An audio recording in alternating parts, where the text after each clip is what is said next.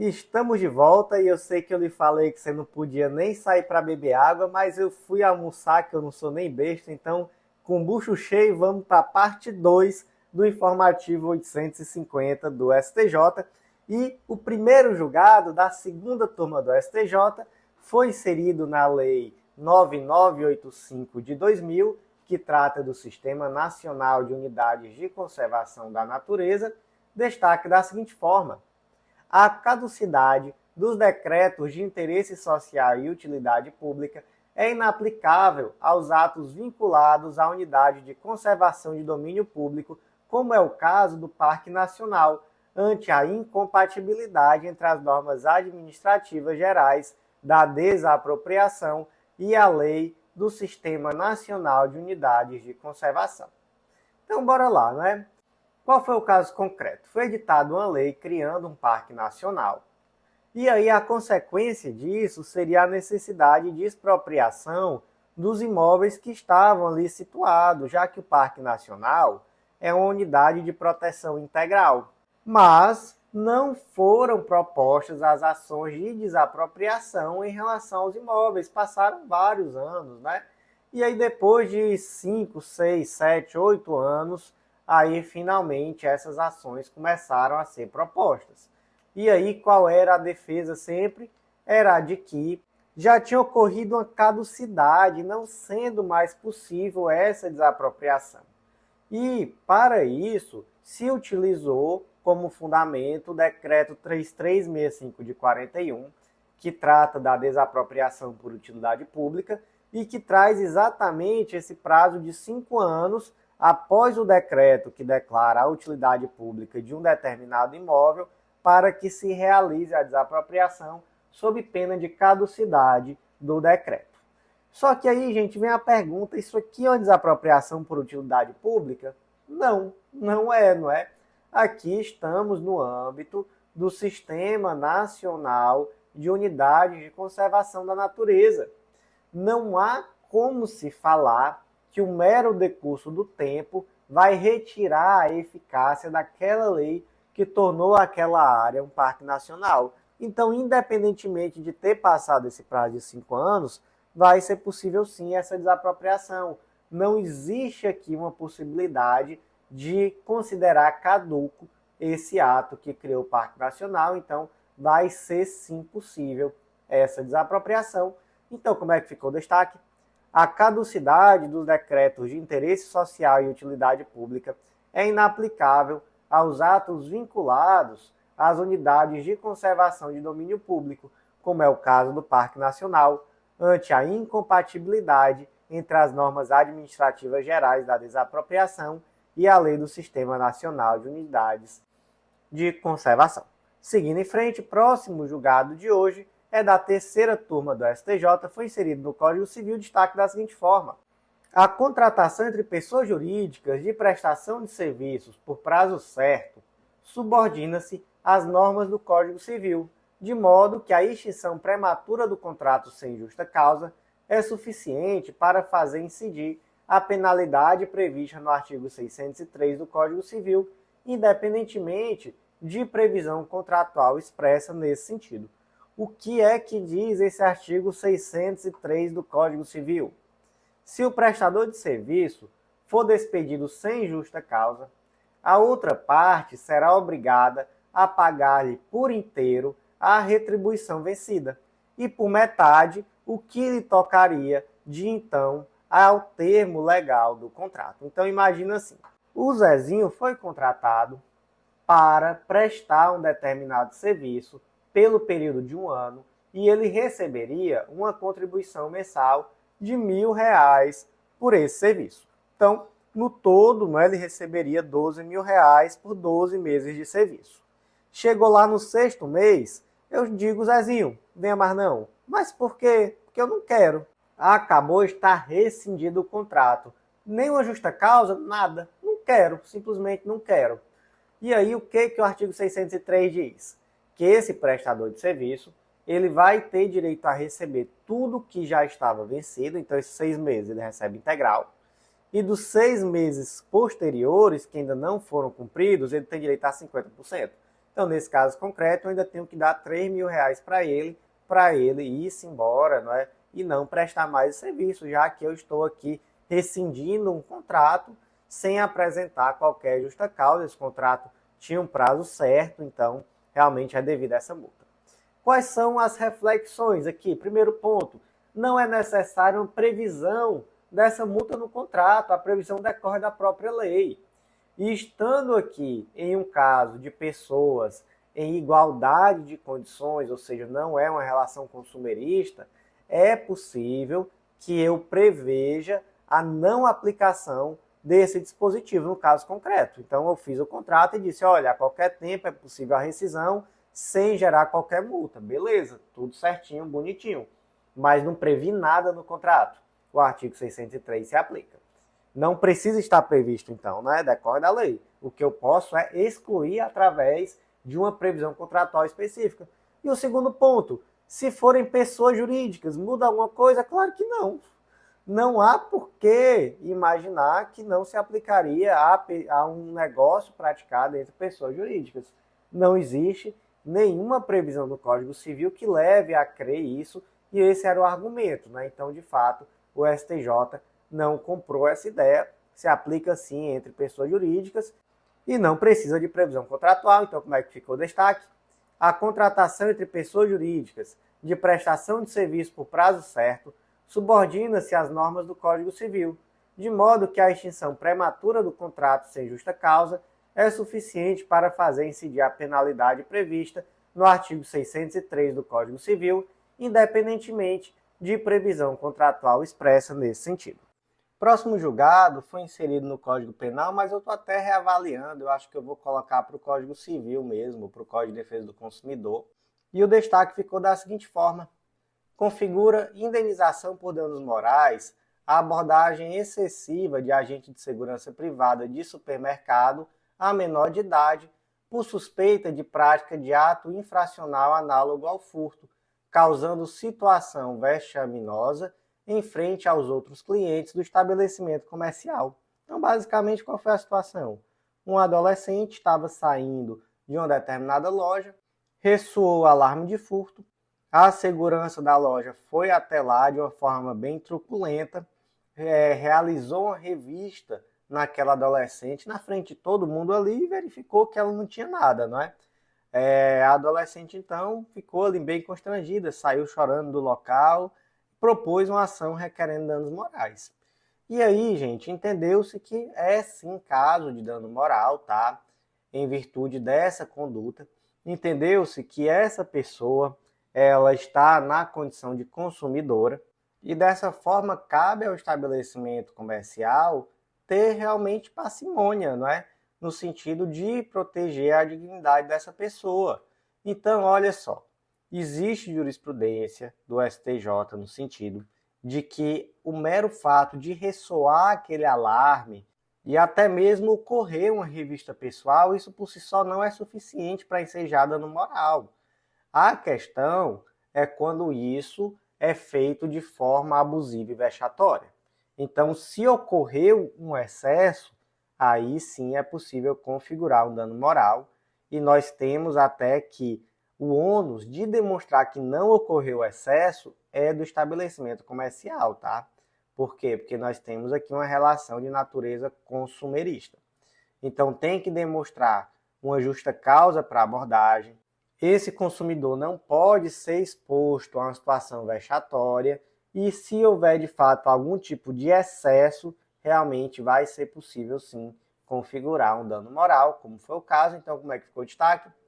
Configura indenização por danos morais a abordagem excessiva de agente de segurança privada de supermercado a menor de idade por suspeita de prática de ato infracional análogo ao furto, causando situação vexaminosa em frente aos outros clientes do estabelecimento comercial. Só um ponto da gente que eu acabei não tratando, por ser um adolescente, isso daí só serve para ressaltar, não é? Uma necessidade ainda maior de ter um cuidado para não expor esse adolescente ou essa adolescente a uma conduta vexatória. Mas se fosse um adulto também iria configurar dano moral, beleza?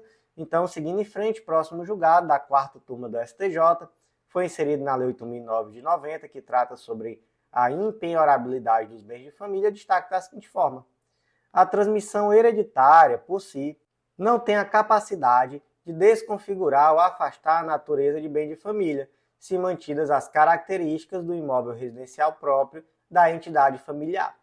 Basicamente, imagina uma situação assim: o Zezinho tem um bem de família, lá ele reside com os filhos, ele faleceu e ele tinha credores.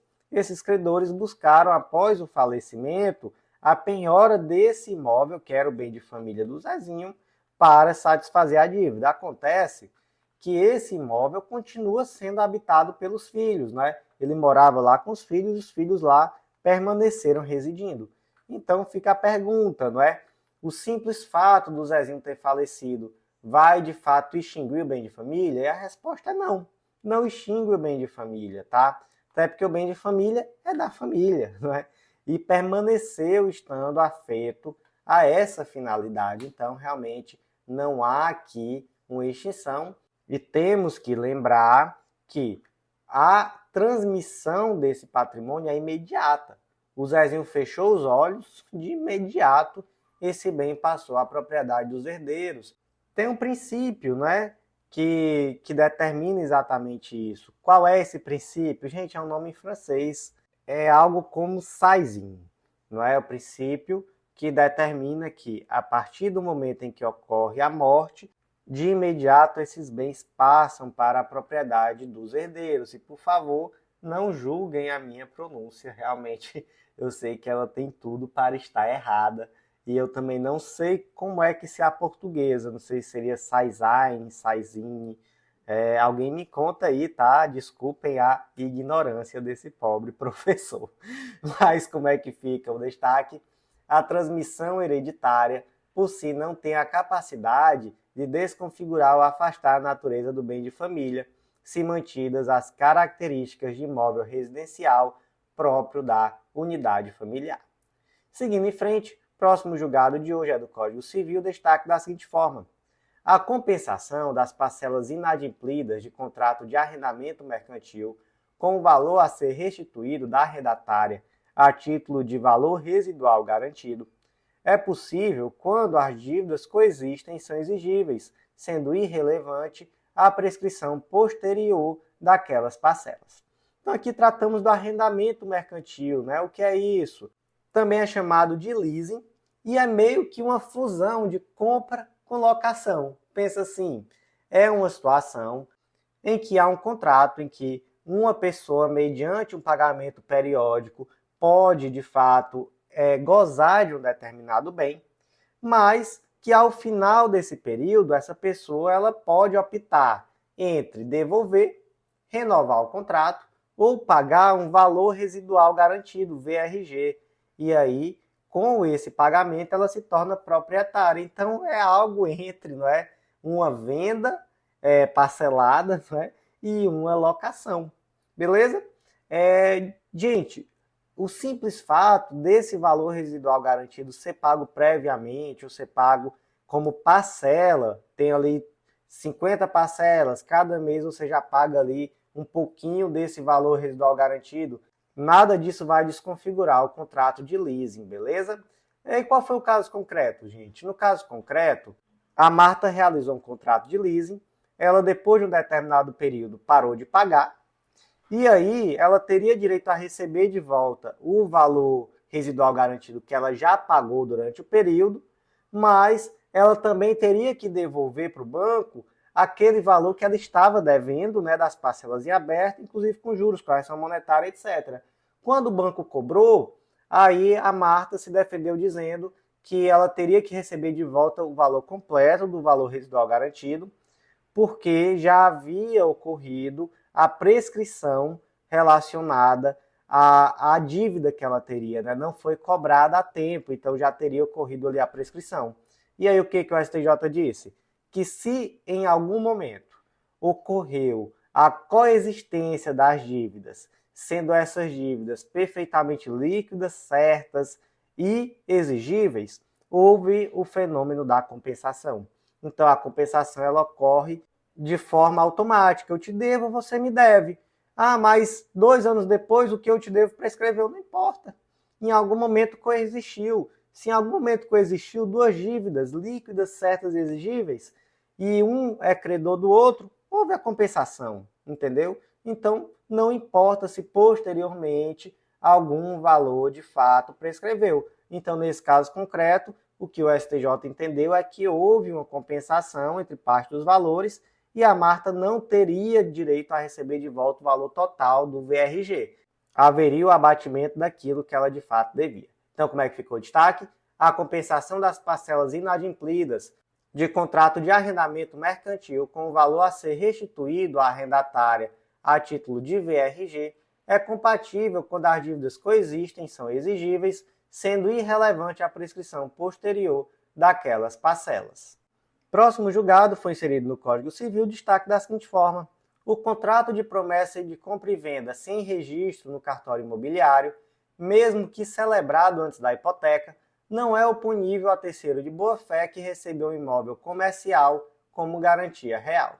Então imagina que essa situação, imagina que a Mariazinha adquiriu um determinado imóvel através de um contrato de promessa de compra e venda, vulgo contrato de gaveta, tá? Adquiriu ali, foi um ponto comercial, inclusive, com a construtora, e aí não levou a registro, né? Não registrou essa compra e venda na matrícula do imóvel. Ela é proprietária? Ela não é proprietária, né? Ela não efetuou o registro, ela tem ali uma promessa de compra e venda, uma relação obrigacional com a construtora, mas não há um direito real de propriedade aqui nesse caso concreto, já que a propriedade do imóvel decorre do registro. O que aconteceu? A construtora Construforte, algum tempo depois, deu esse imóvel em hipoteca, em garantia de um determinado empréstimo que ela fez com o banco. E aí a Beatriz busca desconstituir essa hipoteca com base na promessa de compra e venda, nesse contrato que ela tem. É possível? Não. Sabe por quê? Porque esse contrato ele só é exigível perante terceiro de boa-fé após o registro no cartório de imóveis, beleza? Professor, mas calma ainda. Não tenha nervos. E a súmula 308 do STJ, que diz assim, ó: a hipoteca firmada entre a construtora e o agente financeiro, anterior ou posterior à celebração da promessa de compra e venda, não tem eficácia perante os adquirentes do imóvel. E aí, vale mais não essa súmula? Vale. Essa súmula vale, sabe onde? No âmbito do sistema financeiro de habitação. Temos decisão, inclusive, lá de 2019, da quarta turma. A súmula 308 do STJ não se aplica aos contratos de aquisição de imóveis comerciais, incidindo apenas nos contratos submetidos ao sistema financeiro de habitação, em que a hipoteca recai sobre o imóvel residencial. Então, veja só, essa súmula é protetiva daquela situação da pessoa que adquire um imóvel no âmbito do sistema financeiro de habitação, que é um sistema que é dedicado à habitação popular, beleza, gente? Então, saiu desse âmbito, essa súmula não será aplicável. Então, no caso, nós temos um imóvel comercial e isso por si só já vai fazer com que a súmula não seja aplicável. Inclusive, eu acho que um ou dois informativos para trás nós conversamos bastante sobre o sistema financeiro de habitação, inclusive diferenciando do sistema financeiro imobiliário. Então, volta lá para você se aprofundar, busca o material escrito, que é um tema importantíssimo. Então, como é que ficou o destaque? O contrato de promessa de compra e venda sem registro no cartório imobiliário, mesmo que celebrado antes da hipoteca, não é oponível a terceiro de boa-fé que recebeu o imóvel comercial como garantia real.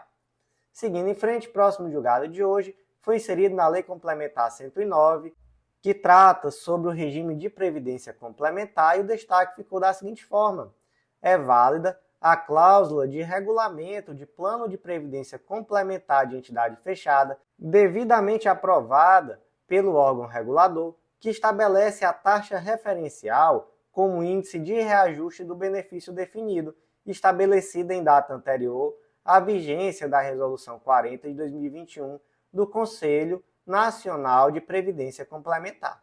Então imagina uma situação.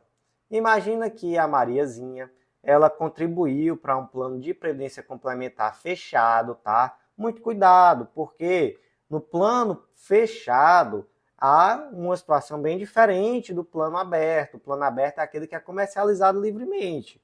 Então eu chego lá no Banco do Brasil e adquiro uma previdência complementar. E aí vai se aplicar, inclusive, o Código de Defesa do Consumidor. Mas no âmbito de uma previdência complementar fechada, que é aquela que, via de regra, está relacionada com uma categoria ou com uma determinada empresa, enfim, não se aplica, inclusive, essa normativa protetiva do Código de Defesa do Consumidor. E aqui, nesse âmbito da entidade fechada, prevalece a questão do mutualismo, da solidariedade, e até 2021 não havia uma imposição de critérios quanto ao índice de correção que seria utilizado. Então, nesse caso concreto, aqui da servidora, o índice que estava previsto era a TR. E a TR muitas vezes é perto de zero e não reflete a inflação real. Então, a servidora ela propôs uma ação requerendo que fosse modificado esse índice da TR por outro índice. E o que o STJ entendeu? Que não. Por quê? Porque é um contrato anterior a 2021 e só a partir de 2021 que a Resolução 40 de 2021 do Conselho Nacional de Previdência Complementar passou a proibir a utilização da TR. Antes disso era possível e esse contrato ele foi aprovado. Então, não é possível retroagir com essa resolução. Portanto, como é que ficou o destaque? É válida a cláusula de regulamento de plano de previdência complementar de entidade fechada, devidamente aprovado pelo órgão regulador que estabelece a taxa referencial como índice de reajuste do benefício definido, estabelecida em data anterior à vigência da Resolução 40 de 2021 do Conselho Nacional de Previdência Complementar. Próximo julgado, inserido no Código de Defesa do Consumidor, destaque da seguinte forma: a indenização por danos morais decorrente da responsabilidade por vício do produto não se limita ao período que exceder o prazo de 30 dias estabelecido no artigo 18, parágrafo 1º do Código de Defesa do Consumidor, devendo o consumidor ser ressarcido integralmente. Então imagina aqui a situação. O Zezinho adquiriu um veículo e com pouco tempo esse veículo deu problema. Ele precisou levar à concessionária e a concessionária demorou 54 dias para realizar o conserto. Por conta disso, ele acabou tendo que alugar um outro veículo, ele utilizava esse veículo inclusive para fins comerciais. Isso lhe gerou então um custo, né? E ele pediu tanto um dano moral quanto também o ressarcimento integral desse veículo alugado durante o período. Em relação aos danos materiais, o juiz só deferiu em relação ao período que passou de 30 dias. Então, eram 54 dias, deferiu então 24 diárias de locação. Mas não a dos 30 primeiros dias, com fundamento em quê? Com fundamento lá no artigo 18, parágrafo 1º do CDC, que traz esse prazo máximo de 30 dias para que o fornecedor conserte aquele produto que contém algum vício. E aí, por isso, se entendeu que, estando dentro do prazo de 30 dias, não haveria um dever de indenizar. O que o STJ entendeu? Entendeu que não, que na verdade existe um dever de reparação integral do dano que foi causado e que, portanto, todo dano causado nos 54 dias deve sim ser indenizado, tá? Não apenas aquele dano que passa dos 30 dias. Portanto, as 54 diárias devem sim ser indenizadas. E como é que ficou o destaque? A indenização por danos materiais decorrente da responsabilidade por vício do produto não se limita ao período que excedeu o prazo de 30 dias estabelecido no artigo 18, parágrafo 1º do Código de Defesa do Consumidor, devendo o consumidor ser integralmente ressarcido. Qual é a palavra da sorte de hoje? Carro. Então, digita carro aí nos comentários para eu saber que você está me ouvindo até agora e que eu não estou aqui conversando sozinho. Então, vamos para o último julgado de hoje, Ele é da 5ª turma do STJ e o destaque ficou da seguinte forma: não é possível a alternância entre impugnações formuladas por diferentes ramos do Ministério Público em processos que tramitam no âmbito do STJ. Então, qual foi aqui a situação? Era um embargo de declaração em agravo regimental em habeas corpus. Havia aqui uma atuação conjunta, tanto do Ministério Público Federal com o Ministério Público Estadual. Aí você imagina que esse habeas corpus chegou ao STJ, e aí o Ministério Público Federal interpôs um agravo regimental contra a decisão que foi proferida pelo relator lá no âmbito do STJ. Beleza. Esse agravo regimental, ele foi julgado improcedente. Aí, o Ministério Público Estadual, veja só, o agravo regimental foi o MPF.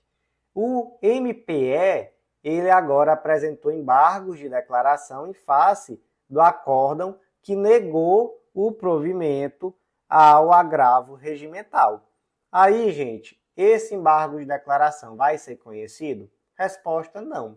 Por quê? Porque o STJ entendeu que não é possível essa alternância entre impugnações e que, portanto, o MPE não teria a legitimidade para apresentar embargo de declaração em face da decisão proferida no agravo regimental que foi oposto pelo MPF. Beleza, gente? Então, como é que ficou o último destaque de hoje? Não é possível a alternância entre impugnações formuladas por diferentes ramos do MP em processos que tramitam no âmbito do STJ. Então, por hoje foi isso. Eu agradeço muito a você que ouviu até o final, deixa aquele like, comenta aí o que você está achando, além da palavra da sorte, que eu já falei, tá? Se não lembra, volta um pouquinho para lembrar qual é a palavra da sorte, porque é sinal que você não estava concentrado ou concentrada. Então, comenta aí. Avalie a gente com 5 estrelas no Spotify, curte, compartilha, tanto na sua rede social preferida, quanto também naquele grupo de WhatsApp. Eu agradeço demais. Então, por hoje foi isso. Eu agradeço a você e até a próxima.